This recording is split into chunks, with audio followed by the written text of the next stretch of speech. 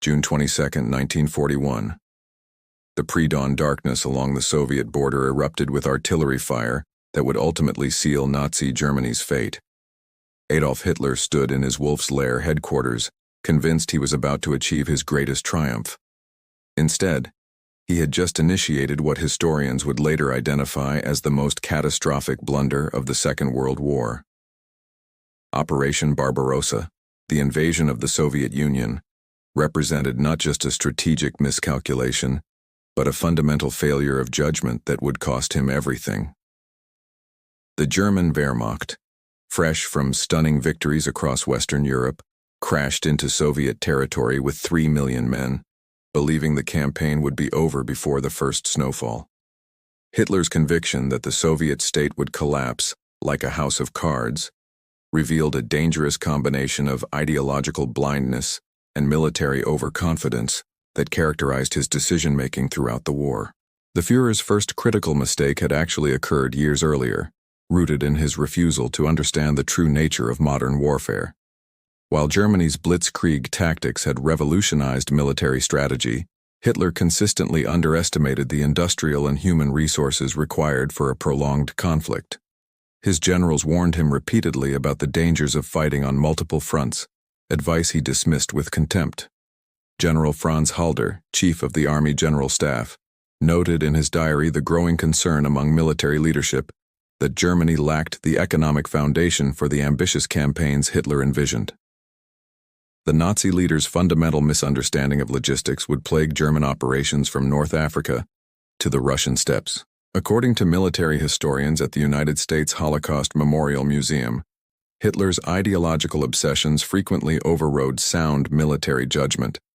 His pathological hatred of Jews and Slavs clouded his strategic thinking, leading him to pursue genocidal policies that diverted crucial resources from the war effort. Thousands of trains that could have transported troops and supplies to fighting fronts instead carried victims to death camps.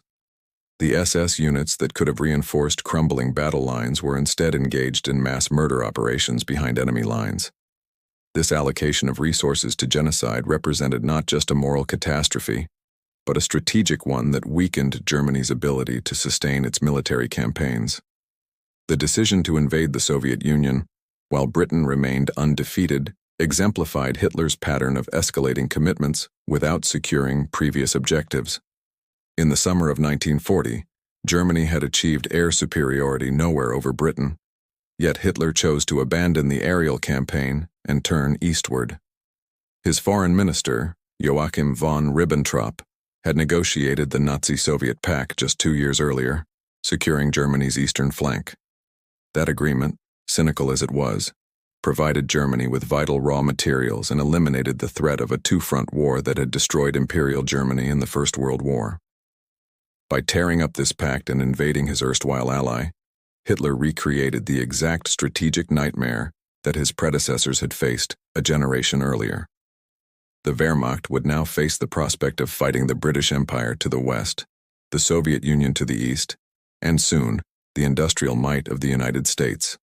This fundamental strategic error ensured that Germany would be overwhelmed by enemies possessing superior resources, manpower, and industrial capacity. May 24, 1940. German panzer divisions sat motionless on the French coast, their commanders bewildered by orders to halt their advance. Before them lay Dunkirk, where the British Expeditionary Force and French troops were trapped with their backs to the sea. The German armored spearheads had covered 200 miles in just 10 days, achieving one of the most spectacular advances in military history. Victory seemed absolute. The destruction of Allied forces in France appeared inevitable. Then Hitler issued his infamous halt order, allowing the British to execute Operation Dynamo, evacuating over 300,000 troops across the English Channel. This decision would haunt Nazi Germany for the remainder of the war, preserving a battle-hardened army that would return to fight another day. The reasoning behind Hitler's halt order has puzzled historians for decades. Some accounts suggest he wanted to preserve his panzer divisions for future operations against the French forces still fighting in southern France. Others argue that Luftwaffe chief Hermann Göring convinced Hitler that his air force could finish off the trapped Allied soldiers, claiming glory for the Nazi Party's military wing rather than the traditional army. General Heinz Guderian, architect of Germany's armored warfare doctrine, protested vehemently against the order, recognizing that allowing the British to escape would prolong the war indefinitely. The soggy Flanders terrain supposedly concerned Hitler, who feared his tanks would bog down in the marshy ground around Dunkirk. Yet his panzers had already proven their ability to operate in difficult conditions during their rapid advance. Hitler's interference in military operations at Dunkirk established a pattern that would repeat throughout the war with increasingly disastrous consequences. The Führer, who had never risen above the rank of corporal in the First World War, increasingly dismissed the advice of professional military officers with decades of training and experience. He believed his political intuition and willpower could overcome the technical considerations that generals raised. This hubris would manifest repeatedly in his insistence on holding indefensible positions, his refusal to allow tactical withdrawals, and his irrational faith that determination alone could substitute for adequate supplies and reinforcements. German generals found themselves forced to execute orders they knew were militarily unsound, bound by their oaths of loyalty to a supreme commander whose strategic vision was fatally flawed. The successful evacuation at Dunkirk provided Britain with something invaluable: hope. Prime Minister Winston Churchill famously warned that wars are not won by evacuations, yet the preservation of the British Expeditionary Force meant that experienced soldiers, officers, and equipment survived to train a new army. These veterans would form the backbone of British forces that later fought in North Africa, Italy, and Normandy.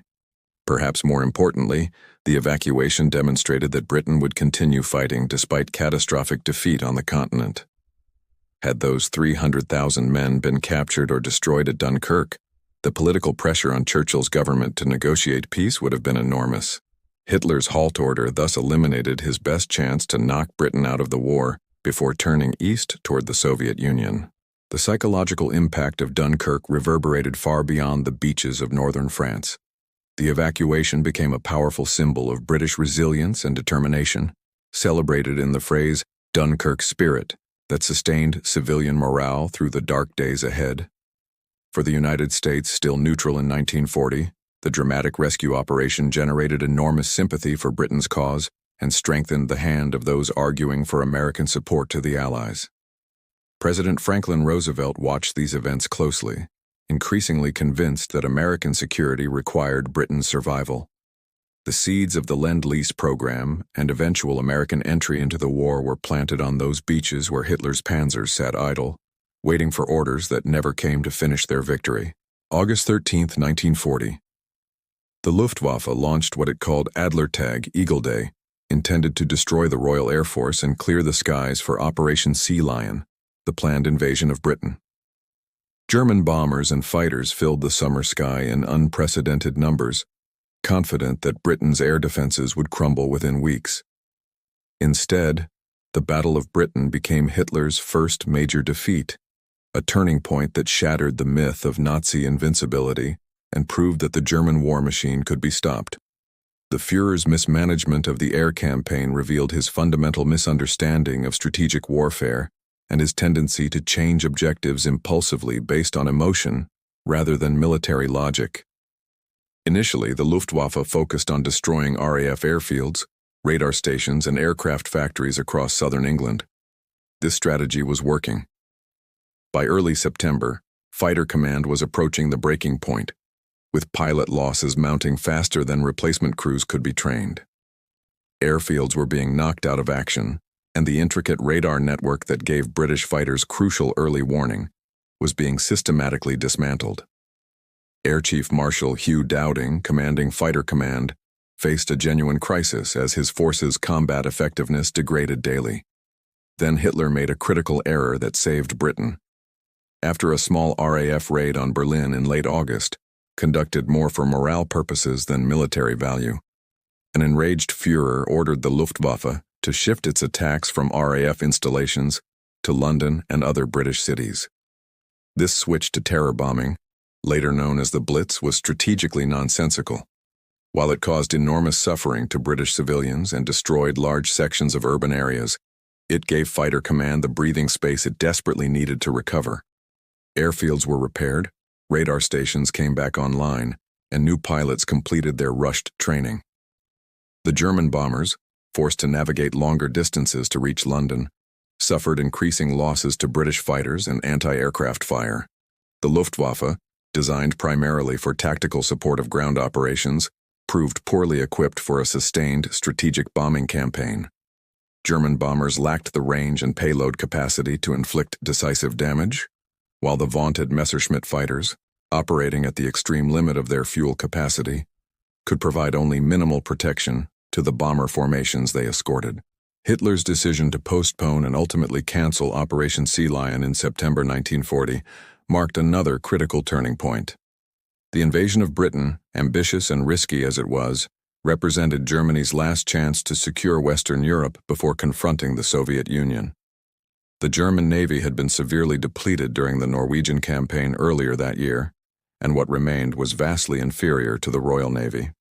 Nevertheless, with complete air superiority, a cross-channel invasion might have succeeded, or at least forced Britain to negotiate. By failing to achieve air dominance and then abandoning the attempt, Hitler ensured that Britain would remain an unsinkable aircraft carrier off the coast of Europe, a base for future Allied operations, and a persistent threat to German control of the continent. The failure of the Battle of Britain had profound implications for the remainder of the war. Britain's continued resistance meant that Germany faced ongoing strategic bombing of its industrial centers, naval blockades that strangled its maritime trade, and the constant threat of a second front in Western Europe. The British code breakers at Bletchley Park, working to decrypt German Enigma messages, provided invaluable intelligence that would compromise German operations throughout the war. British commandos conducted raids along the Norwegian and French coasts, tying down occupation troops that could have been deployed elsewhere.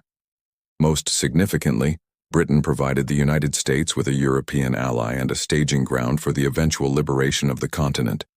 Hitler's inability to neutralize Britain in 1940 thus created conditions that would ultimately lead to Germany's destruction. September 13, 1942. German soldiers fought house to house through the ruined industrial city on the Volga River, struggling to capture every street, every building, every pile of rubble. Stalingrad had become an obsession for Hitler, who insisted that the city bearing Stalin's name must fall regardless of the military cost. What had begun as a rational strategic objective, cutting Soviet supply lines along the Volga and seizing the oil fields of the Caucasus, had degenerated into a battle of prestige that consumed an entire German army.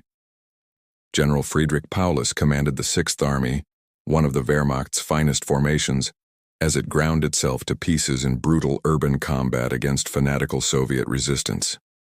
The battle exemplified Hitler's fundamental flaw as a military commander, his absolute refusal to allow tactical withdrawals even when they made strategic sense.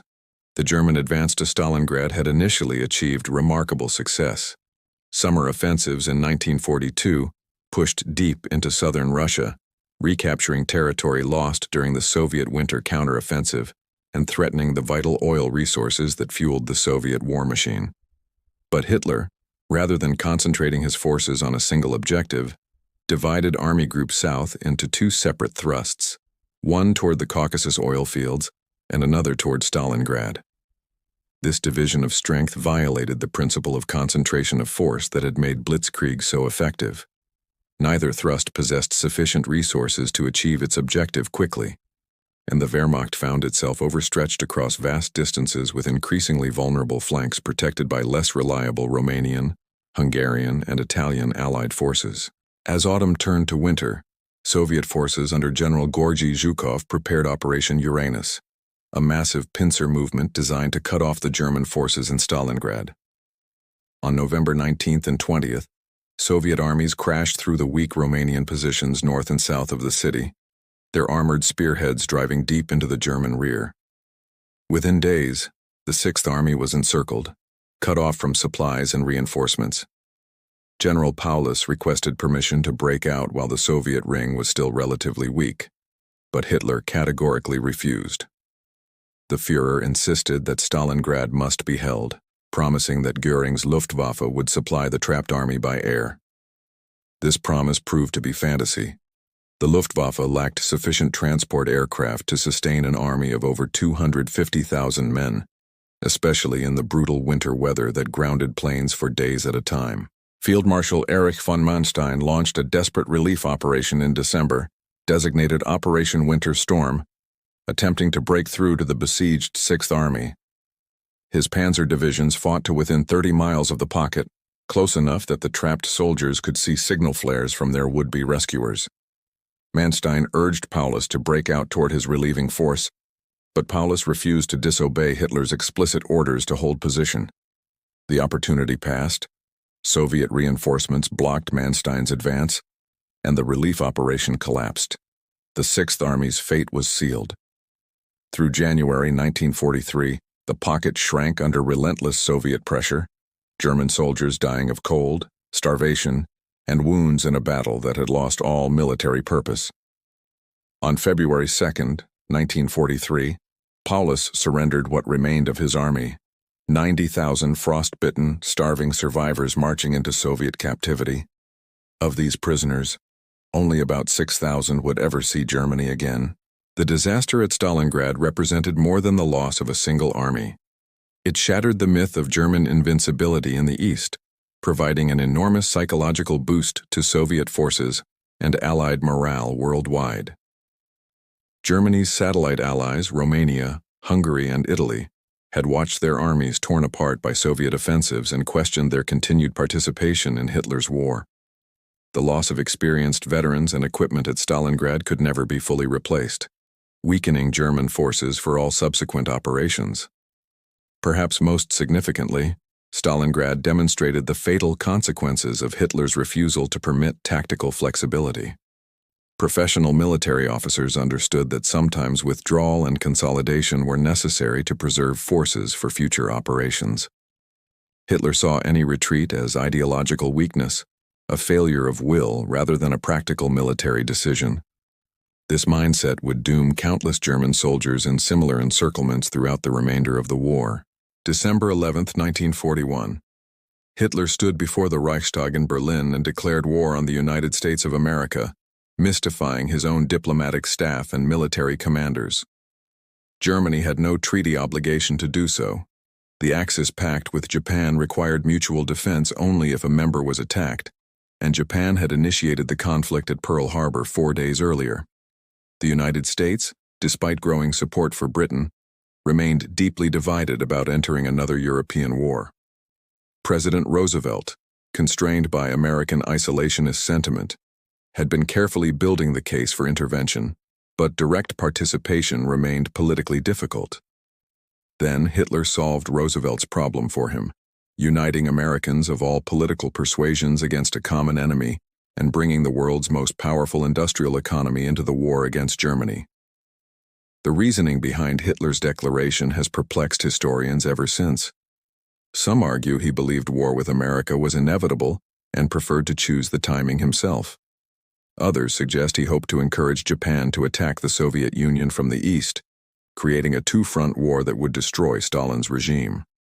Still others point to Hitler's fundamental misunderstanding of American military potential, viewing the United States as a mongrel democracy corrupted by Jewish influence and incapable of sustained military effort. Whatever his reasoning, the decision represented a catastrophic strategic blunder that ensured Germany would face not just Soviet manpower, but American industrial might. The Führer seemed to believe that American forces would require years to mobilize, train, and transport to Europe, giving Germany time to defeat the Soviet Union first. Hitler's contempt for American military capabilities proved spectacularly wrong. The United States possessed industrial resources that dwarfed all other combatants combined. American factories, converted to war production, would eventually produce more aircraft, tanks, ships, and weapons than Germany, Japan, Italy, and their allies could possibly match. The arsenal of democracy, as it became known, supplied not just American forces but also British, Soviet, and other Allied armies through the Lend-Lease program. American shipyards launched merchant vessels and warships at an unprecedented rate, replacing losses faster than German U-boats could sink them. American aircraft factories produced bombers that would reduce German cities to rubble, and fighters that would dominate European skies. The productive capacity that Hitler dismissed as insignificant would bury his armies in an avalanche of material.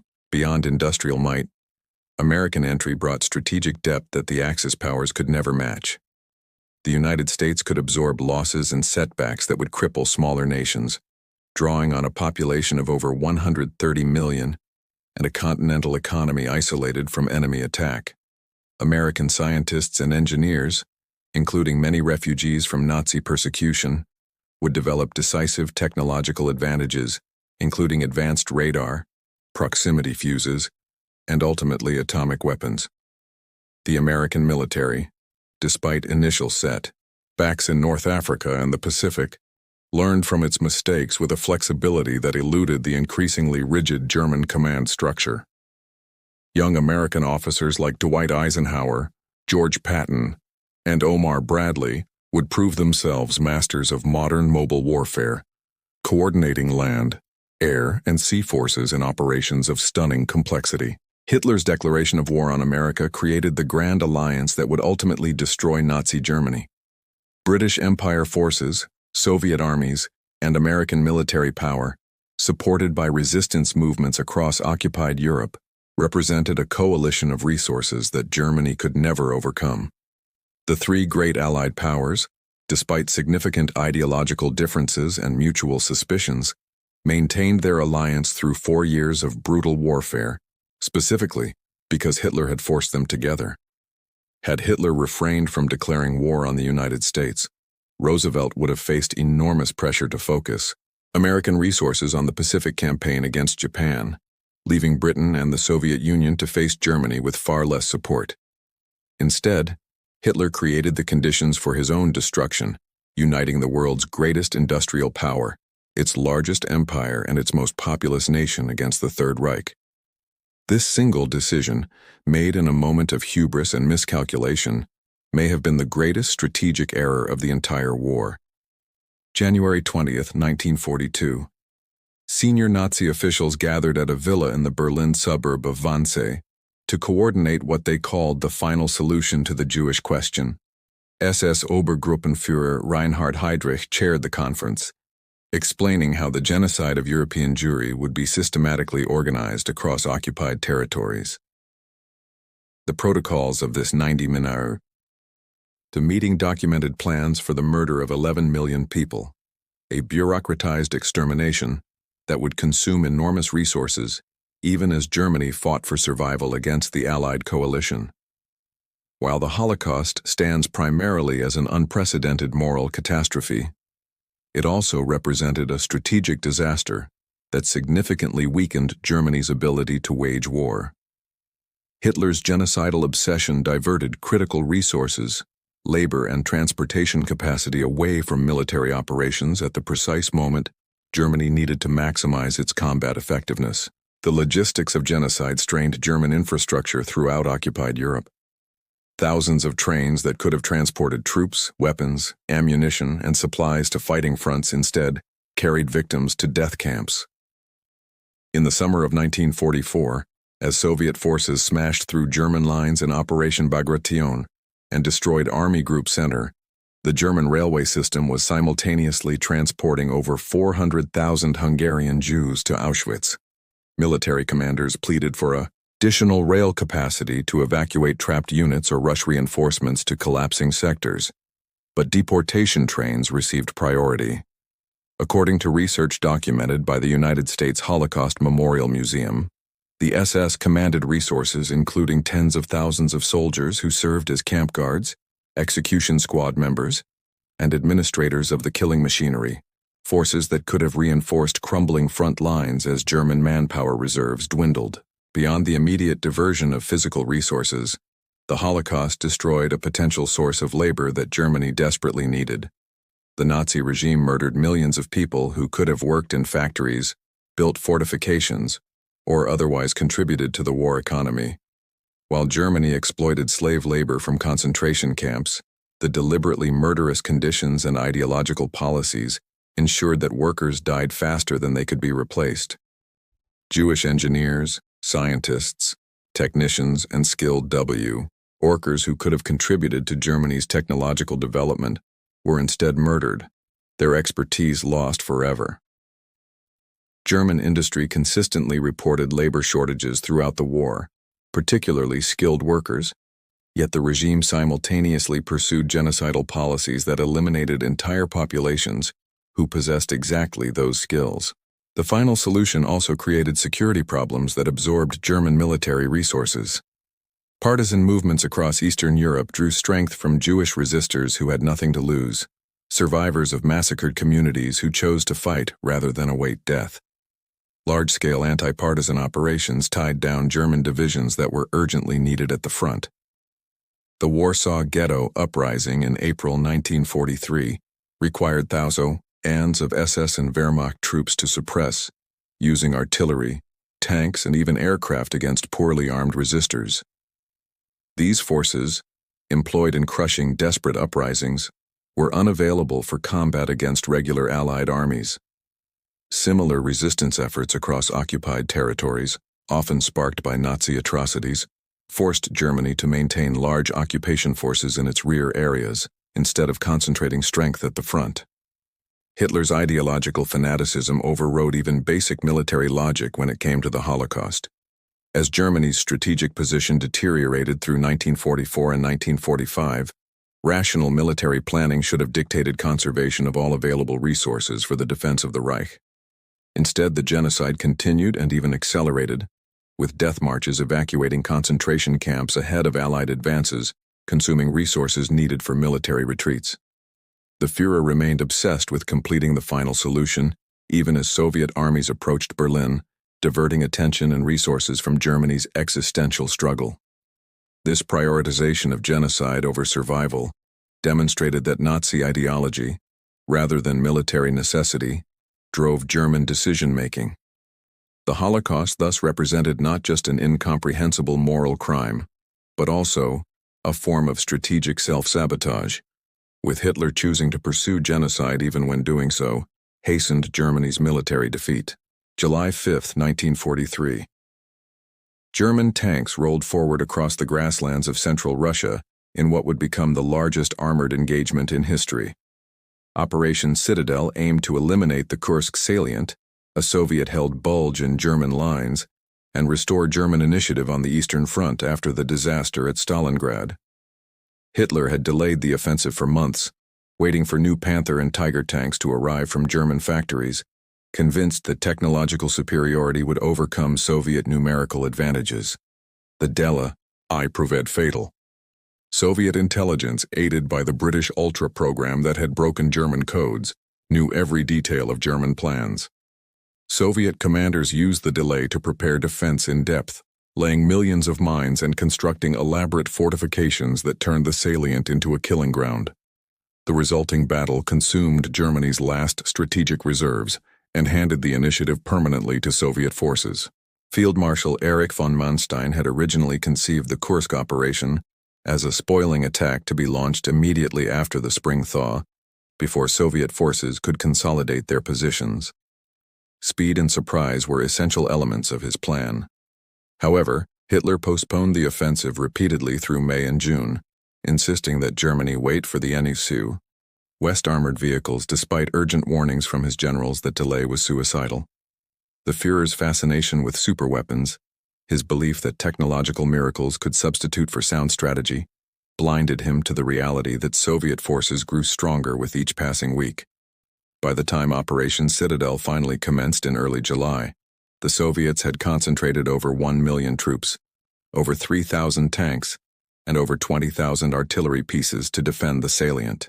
German forces made initial progress, breaking through the first Soviet defensive lines with their heavy tanks and experienced infantry. But they found themselves advancing into a carefully prepared trap, with each line of trenches giving way only to reveal another line behind it. Soviet anti-tank guns, dug in and camouflaged, destroyed German armor at devastating rates. The new Panther tanks rushed into service before their mechanical problems were resolved, frequently broke down and had to be abandoned.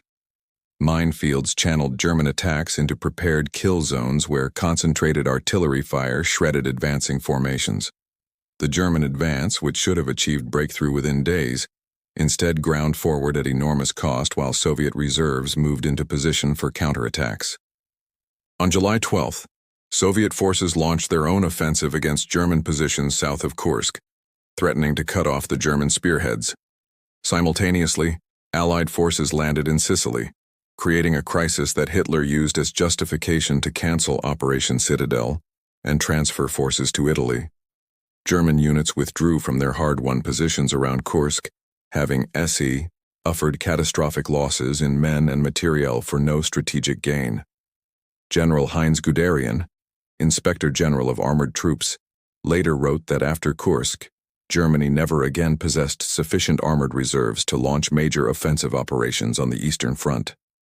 The initiative passed permanently to Soviet forces, who would maintain relentless offensive pressure for the remainder of the war, driving the Wehrmacht back toward Germany in a series of devastating blows.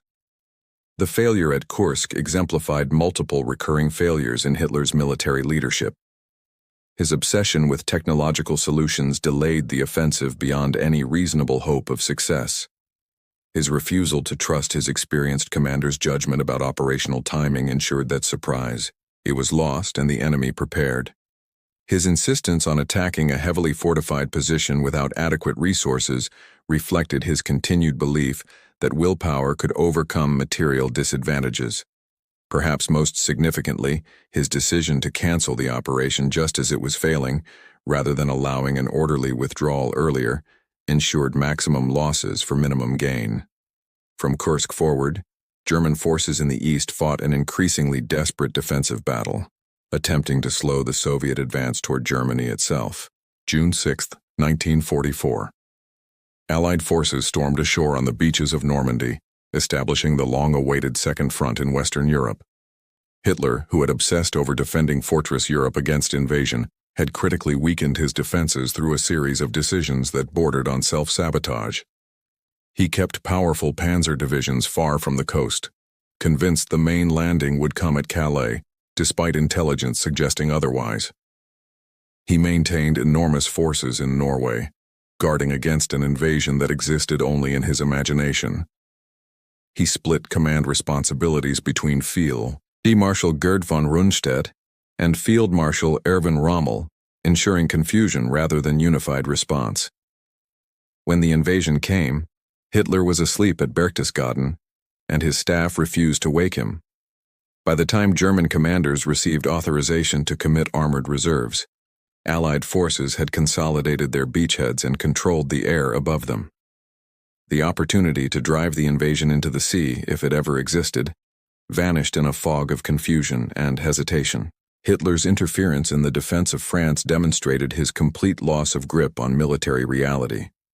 He insisted that every position be defended to the last man, forbidding tactical withdrawals that might have saved his armies for more defensible positions. He ordered counterattacks with forces insufficient for the task, throwing away precious reserves in piecemeal efforts that accomplished nothing. When American forces broke out from the Normandy beachhead at the end of July, Hitler's refusal to authorize a fighting withdrawal led to the destruction of German forces trapped in the Falaise pocket. Over 50,000 German soldiers marched into captivity, and those who escaped left behind virtually all their heavy equipment. France, which had taken Germany less than 6 weeks to conquer in 1940, was liberated in 3 months, despite desperate German resistance. As Allied armies converged on Germany from east and west through the winter of 1944 and 1945, Hitler descended into fantasy. He launched the Ardennes offensive in December 1944, a desperate gamble aimed at splitting the Western Allies and recapturing Antwerp. The attack achieved initial surprise, creating the bulge that gave the battle its American name, but lacked the resources for sustained offensive operations. Within weeks, American forces had contained and then crushed the German penetration, destroying Hitler's last operational reserves in the West. The Führer had gambled everything on an offensive that, even if completely successful, could not change Germany's strategic situation. Meanwhile, Soviet forces prepared devastating winter offensives that would carry them from the Vistula to the Oder in weeks, bringing the Red Army to within 50 miles of Berlin. Through the final months, Hitler retreated into the Führer bunker beneath Berlin's Reich Chancellery, issuing orders to armies that no longer existed and moving phantom divisions on maps. He blamed everyone except himself for Germany's catastrophe. The generals had betrayed him. The soldiers had failed to fight hard enough. The German people themselves had proved unworthy of his vision. He issued the Nero Decree in March 1945, ordering the destruction of German infrastructure to deny it to the advancing Allies, effectively amending the destruction of his own nation. Many of his subordinates quietly ignored these scorched earth orders, recognizing them as the ravings of a madman. On April 30th, 1945, with Soviet soldiers fighting through the streets above his bunker, Hitler committed suicide, ending a regime that he had boasted would last 1,000 years after just 12. The war he had started ended 8 days later, with Germany's unconditional surrender, leaving the nation occupied, divided, and devastated.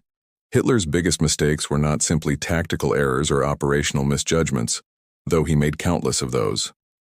His fundamental failure was the inability to align military means with political objectives, to recognize the limits of German power, and to adapt to changing circumstances. Every major decision examined here flowed from character flaws, overwhelming hubris, ideological rigidity, contempt for expert advice, and refusal to acknowledge reality. The halt at Dunkirk, the failure in the Battle of Britain, the invasion of the Soviet Union, the declaration of war on America, the resource diversion to genocide, the rigidity at Stalingrad and Kursk, and the strategic blindness of the final phase all reflected these fundamental failures of leadership. A dictator who believed his will could overcome any obstacle discovered too late that reality remains indifferent to conviction. Germany possessed talented soldiers, advanced technology, and initial advantages, yet lost the war because its supreme commander consistently made decisions that ranged from questionable to catastrophic. The lessons remain relevant. That ideology unchecked by reason leads to disaster, that refusing expert counsel ensures failure, and that wars are won not through will alone, but through clear thinking, careful planning, and honest assessment of resources and capabilities.